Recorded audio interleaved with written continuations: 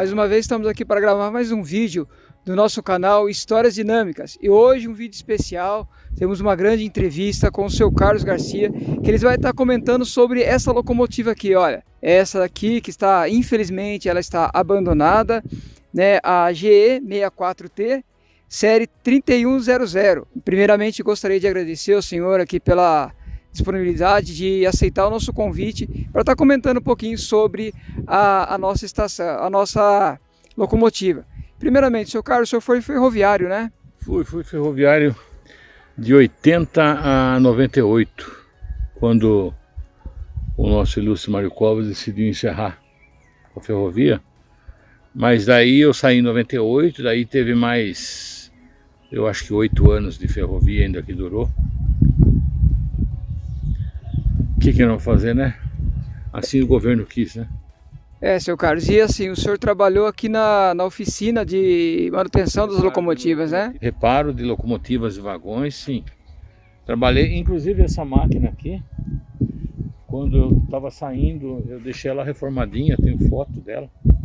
Reformadinha, tem uma foto bem ali, parada ali na árvore dela, eu vou repassar para você depois. Ah, ok. Então agora, seu Carlos, eu gostaria que o senhor contasse um pouquinho sobre essa locomotiva, qual o trabalho que é feito nela, né? O que o senhor lembrar de como ela andava, do motor, alguma coisinha que o senhor possa passar aqui para o pessoal que está assistindo o nosso canal. Essencialmente, essa locomotiva era uma locomotiva para manobra, né? Você não via ela no trecho. Daqui em Botucatu para Consul, Botucatu para Vitoriana, tá? Ela ia no máximo até Rubião, tal, ia pouco.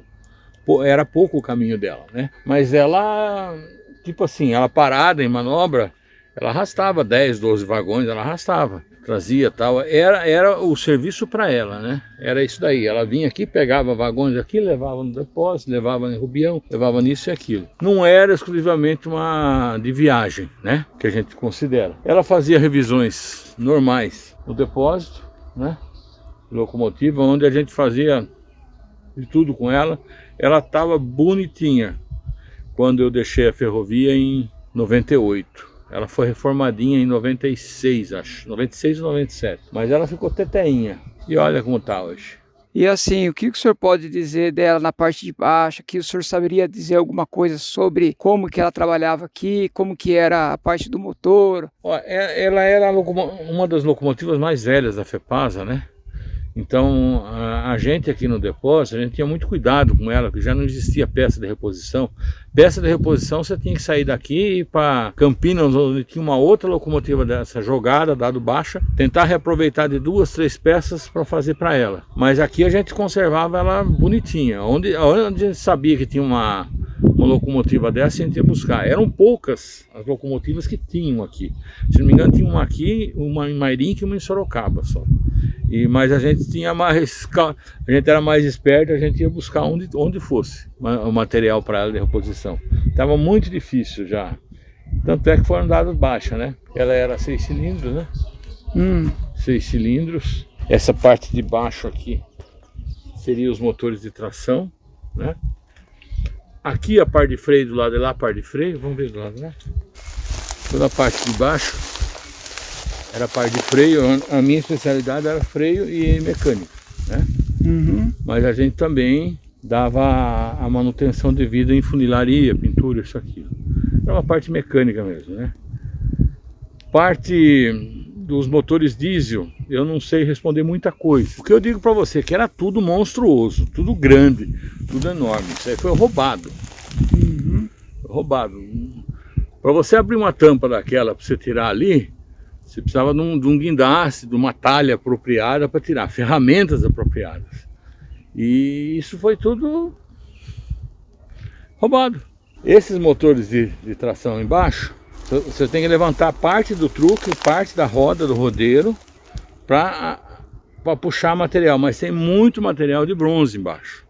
Então isso daí, acho que, olha, com o tempo, com a dependência, tem época que tá limpo aqui, ó. Tem época que aqui tá limpinho. Eu acho que entraram e roubaram tudo. Não tem outra explicação. Inclusive eu levantei nessa última semana aí, condição dessa locomotiva parar aqui. Me contaram que o depósito ali estava nas últimas. Quem saísse apagava a luz e tchau, né? Uhum. Todo mundo querendo sair, todo mundo, a FEPASA estava muito ruim, tinha muita gente sendo transferido, tal. Aí essa locomotiva veio fazer um serviço aqui, só que não sabia a quantidade de óleo que ela tinha, óleo diesel. E no voltar, acabou o óleo diesel aqui. Só que a pessoa que respondia pela locomotiva, pelo depósito, também, com certeza, já não estava mais lá. Uhum. E ela acabou ficando aqui. No máximo que iam fazer é encostar ela lá e deixar ela debaixo de uma garagem, que lá no depósito roubaram todo o telhado dela também, todo o telhado do depósito, né? Sim.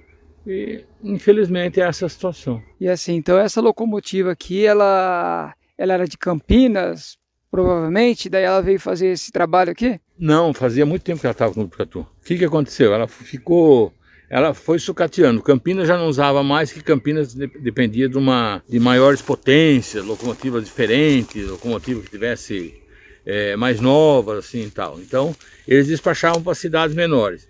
Como aqui em Botucatu tinha um depósito de locomotivas que usava bastante essa tração por pouco tempo, com menos peso, isso, aquilo, ela veio para o Botucatu. Mas já fazia muito, desde que eu vim aqui para Botucatu, ela estava aqui já. Ah, essa daí acho que foi dado baixa lá pelo ano de 85, 86, por aí.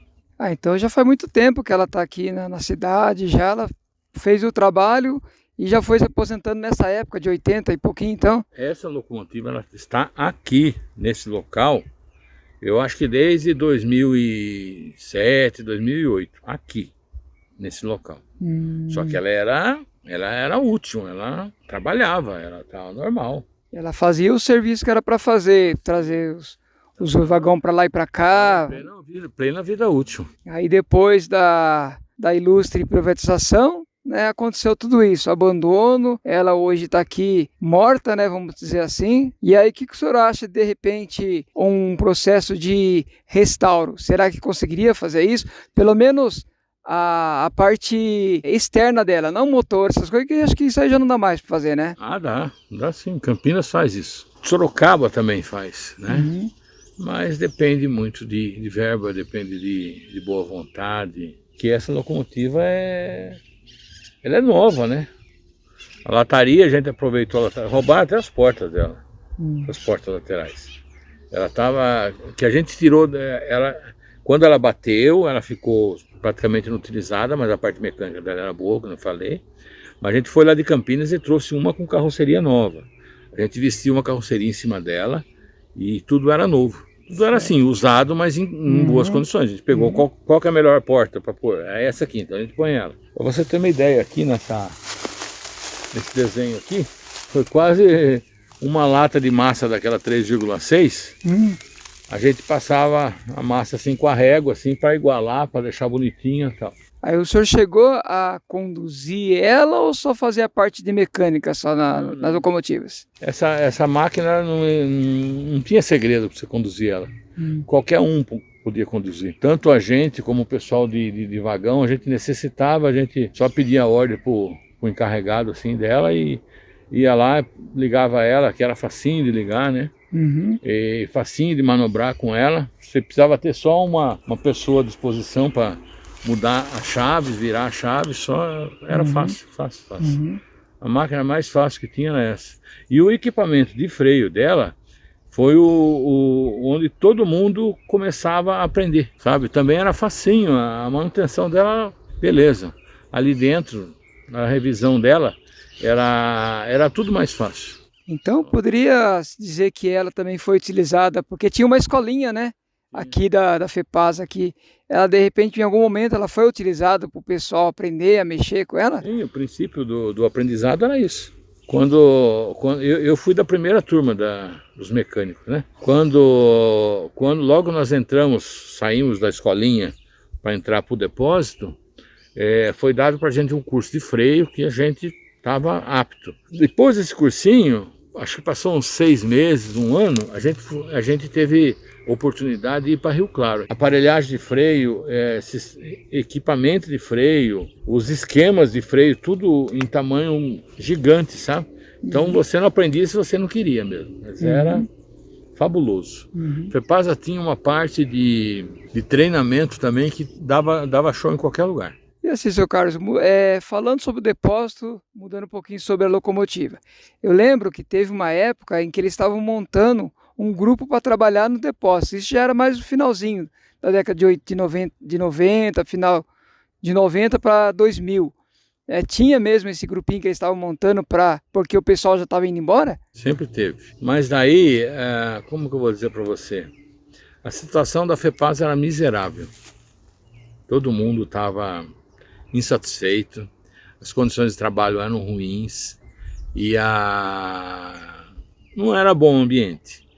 E daí era oferecido uma senhora de uma verba se você quisesse sair. Muitos estavam em condição já de pegar o dinheiro e aposentar, como aconteceu com muitos casos, né? Uhum. Não foi o meu caso, que eu saí, ainda trabalhei mais 20 anos. Mas a maioria optou por pegar o dinheiro e cair fora. Eu saí daqui, peguei o currículo, fiquei um tempinho parado, pensando no que fazer, e levei lá em Bauru. Na hora, Noroeste quis pegar para trabalhar. Só que daí eu tinha um outro negócio em família, e eu optei por ficar com o negócio de família, que ia ficar aqui e tal. Mas existiu sim esse pessoal. Como existe até hoje gente querendo voltar, mas eu acho que é difícil, né? Hoje praticamente é muito difícil a ferrovia voltar mesmo para o estado de São Paulo, né?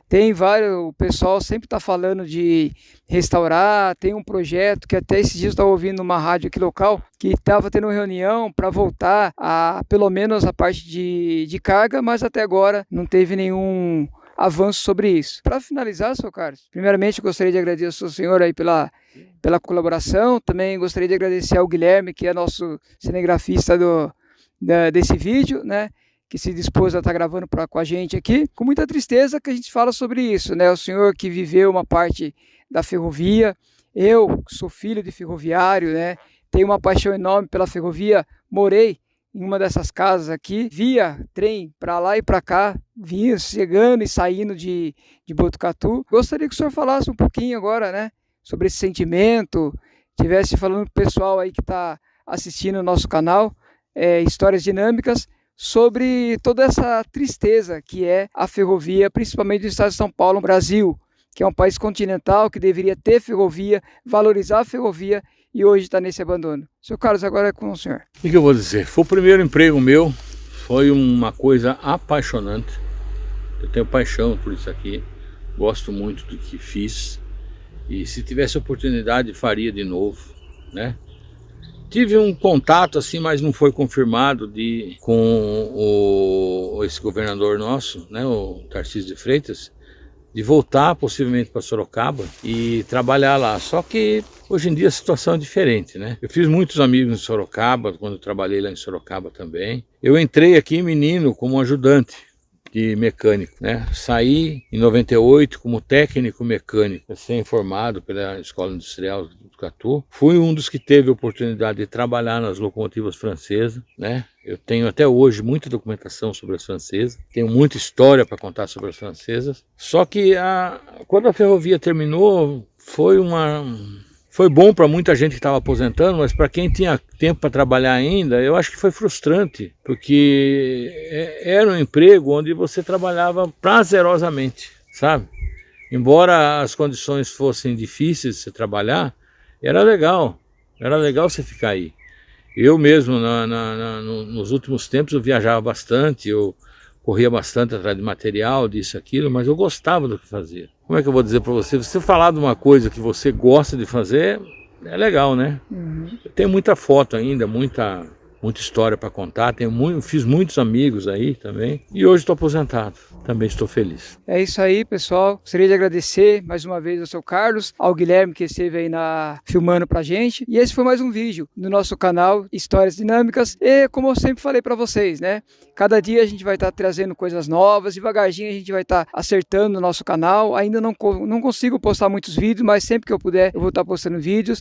Aí curta o nosso canal, se inscreve no nosso canal, compartilhe, fala aí pro seu amigo que é ferroviário, que já foi ferroviário, algum parente, e assim a gente vai contando um pouquinho da história. Infelizmente, hoje com uma história triste, que é essa locomotiva aqui, olha, ela poderia estar rodando, ela poderia estar trabalhando aqui no pátio da estação de Botucatu, mas infelizmente não está. O máximo que poderia fazer é o que fizeram lá em Ourinhos, em Bauru, que eles restauraram a parte externa e colocaram lá em exposição. De repente, nossos governantes aí, ó, vereadores e prefeito da cidade de Botucatu, ó, uma coisa importante que poderia fazer aqui, ó, restaurar essa locomotiva aqui, colocar à disposição, chamar, por exemplo, o seu Carlos para estar contando um pouco mais da história da locomotiva, para as crianças que não conhecem sobre ferrovia, aprender um pouco mais, porque com certeza ele tem muito conhecimento para passar para a gente, e tantos outros ferroviários que já trabalharam nisso e conhecem muita coisa. No demais, grande abraço, até a próxima, se Deus quiser, com mais um vídeo aqui no canal Histórias Dinâmicas, ok? Abraço!